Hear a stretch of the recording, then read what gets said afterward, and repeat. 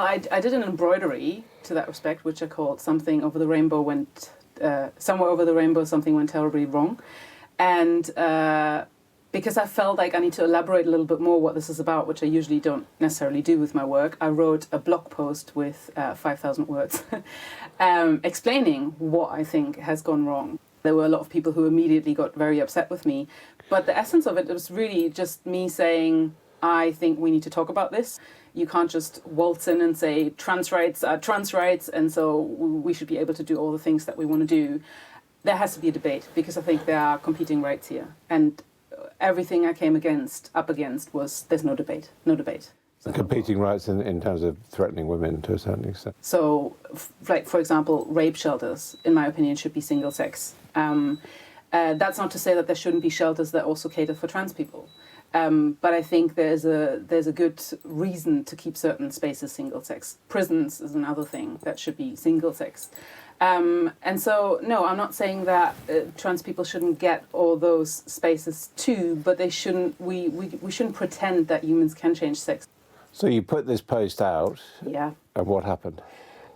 People got really quickly really upset, which I knew would be happening. So I had a theoretical concept of what the backlash would be like, but it was actually really, really horrific when it did happen. So like 2 weeks after posting the blog post, when I still had a little hair salon inside of Soho Theatre at the time, for 2 weeks I was just walking around numb because it just felt horrific. It's like a really abstract concept of what it would feel like if people start to hound you. I had people from the States and Canada trying to call me in the middle of the night. I haven't had my phone on out of sleep mode since then, essentially, which is more than 2 years ago now.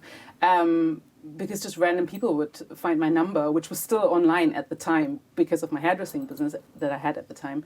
So they would find my number, they would email me, they would start harassing Soho Theatre, basically pressuring them to let go of the transphobe that they were harbouring and such things. Do you think this is a generational thing? I mean, not necessarily. I think that's too simplistic to say that it's a generational thing, because I've seen older people who should know much better chime in with the nonsense. So maybe it's instigated as a generational thing, but I think it's a combination of a lot of factors. Lots of things feed into this. It's the social media, it's helicopter parenting, which in a way is also understandable, because if you look at the internet and what it exposes kids to nowadays, it's just like a hotbed of... So I think it's all of that. It's the idea that, or it's not just an idea, the fact that students have become consumers. Like, they expect people to, like to teachers, lecturers to perform a job, duty. So they're not going to universities anymore to learn, but actually to just get their ideas regurgitated.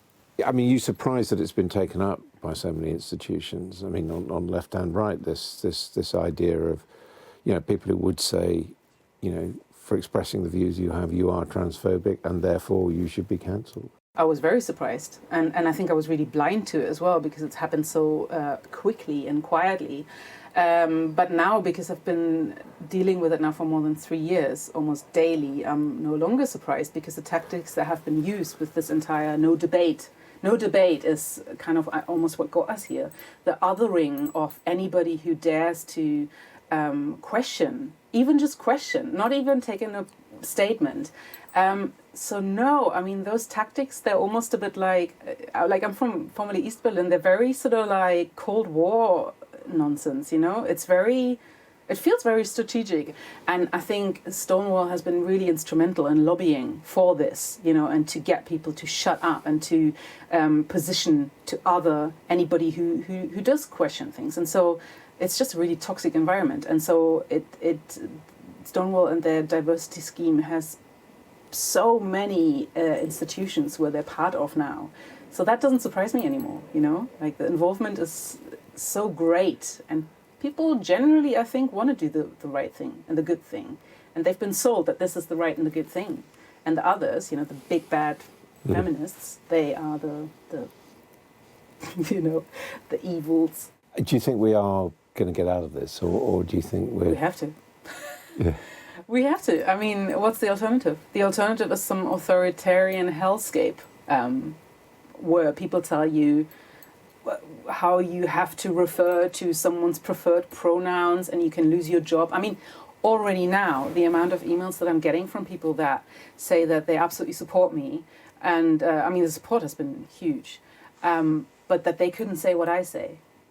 But I understand why a lot of people can't speak up. That in and of itself should shake people awake. Who wants to live in a... Like, that's no longer democratic, is it? I mean, yeah, I don't dare to think of the alternatives.